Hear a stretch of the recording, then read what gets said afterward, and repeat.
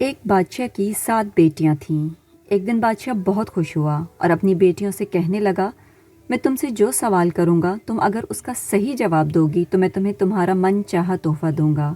سب ایک قطار میں کھڑی ہو جاؤ۔ بادشاہ نے پوچھا کہ تم کس کا دیا کھاتی ہو اور کس کا دیا ہوا پہنتی ہو؟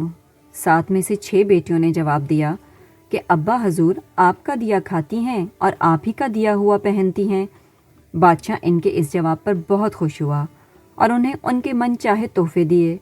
سب سے چھوٹی بیٹی سے پوچھا تو اس نے جواب دیا کہ میں اپنے رب کا دیا ہوا کھاتی ہوں اور اپنے نصیب کا پہنتی ہوں اور یہی میری قسمت ہے۔ بادشاہ اس کے جواب پر بہت حیرت زدہ ہوا اور بہت طیش میں آ گیا۔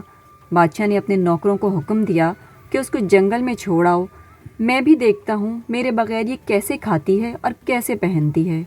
بادشاہ نے شہزادی سے اس کے سارے زیورات اور مہنگے کپڑے لے لیے اور خستہ حال کپڑوں میں جنگل میں چھوڑ آیا۔ شہزادی مطمئن تھی اور اللہ پر توکل تھا۔ سب سپاہی شہزادی کو جنگل میں چھوڑ کر واپس آ گئے اور شہزادی جنگل میں اکیلی رہ گئی۔ شہزادی ادھر ادھر دیکھنے لگی، چاروں طرف درخت ہی درخت تھے۔ دوپہر سے شام ہو گئی تو شہزادی نے سوچا کیوں نہ رات کے لیے لکڑیاں اکٹھی کر لی جائیں، اس سے رات بھی گزر جائے گی اور آگ کو دیکھ کر کوئی جنگلی جانور بھی قریب نہیں آئے گا۔ لکڑیوں کی تلاش میں جب شہزادی نکلی تو اسے جنگل میں ایک جھونپڑی نظر آئی جہاں باہر ایک بکری بندھی ہوئی تھی اور اندر سے کھانسنے کی آواز آ رہی تھی۔ شہزادی پہلے تو بہت حیران ہوئی کہ ویران جنگل میں جھونپڑی کیسے؟ پھر وہ جھونپڑی کے اندر داخل ہوئی تو دیکھتی ہے کہ ایک بوڑھا ضعیف چارپائی پر لیٹا کھانس رہا ہے اور کھانستے کھانستے پانی پانی پکار رہا ہے۔ شہزادی نے ادھر ادھر نگاہیں دوڑائیں تو اسے ایک طرف پانی کا گھڑا ملا۔ اس نے اس میں سے بوڑھے کو پانی پلایا اور جھونپڑی کی صاف صفائی کر دی۔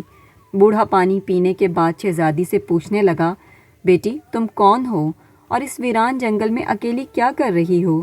اس پر شہزادی نے سارا ماجرا بیان کیا کہ وہ یہاں کیسے پہنچی۔ یہ سن کر بوڑھے نے شہزادی کو جھونپڑی میں رہنے کا کہا کہ میں شہر میں کام کرتا ہوں، صبح سویرے میں چلا جاؤں گا اور 8 دن بعد واپس آؤں گا۔ جھونپڑی میں کھانے پینے کا سامان ہے اور قریب ہی ندی ہے تو وہاں سے پانی بھر لینا۔ صبح سویرے بوڑھا شہر چلا جاتا ہے اور شہزادی جھونپڑی کی صاف صفائی کر کے بکری کا دودھ دھو لیتی ہے اور آدھا اپنے لیے رکھ لیتی ہے اور آدھا باہر برتن میں رکھ دیتی ہے کہ کوئی جانور پیاسا ہوگا تو پی لے گا، اور رات کو سو جاتی ہے۔ صبح جب شہزادی اٹھتی ہے تو دیکھتی ہے کہ باہر دودھ کا پیالہ خالی ہے اور قریب ہی ایک خوبصورت قیمتی لال پڑا ہوا ہے جو کہ دیکھنے میں بہت قیمتی لگتا ہے اور اس کے ساتھ ہی سانپ کے نشان ہیں۔ اس پر شہزادی کو یاد آتا ہے کہ اس نے بچپن میں سنا تھا کہ جب کوئی نایاب سانپ خوش ہوتا ہے تو وہ ایک ایسا لال اگلتا ہے جس کی قیمت ہیرے جواہرات سے بھی زیادہ ہوتی ہے۔ وہ یہ سوچتی ہے کہ شاید سانپ پیاسا تھا تو وہ دودھ پی کر خوش ہوا اور اس نے یہ لال اگل دیا۔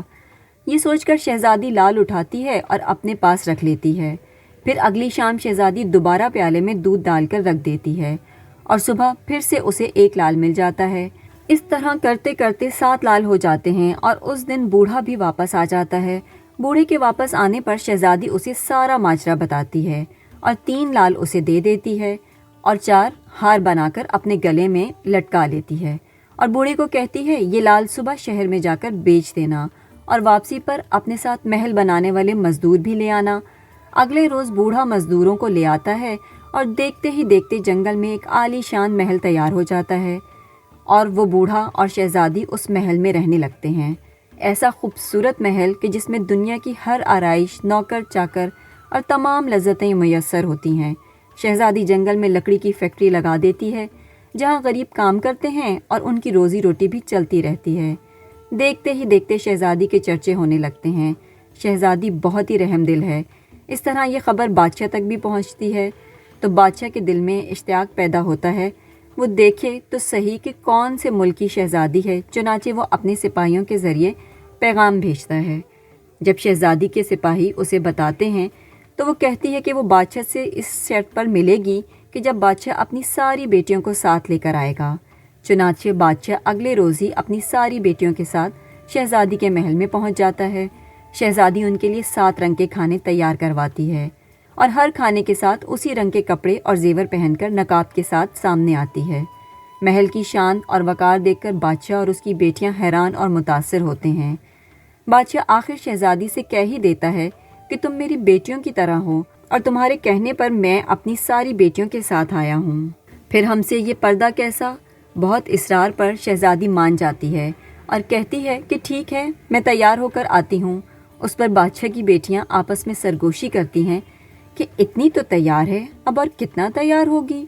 کچھ دیر بعد بادشاہ دیکھتا ہے کہ دور سے کوئی خستہ حال کپڑوں میں اس کی طرف آ رہا ہے۔ غور کرنے پر بادشاہ کو یاد آتا ہے اور کہتا ہے یہ تو زندہ ہے، میں تو سمجھا تھا کہ مر گئی۔ میرے سپاہیوں نے کہا تھا کہ جنگل میں شہزادی موجود نہیں۔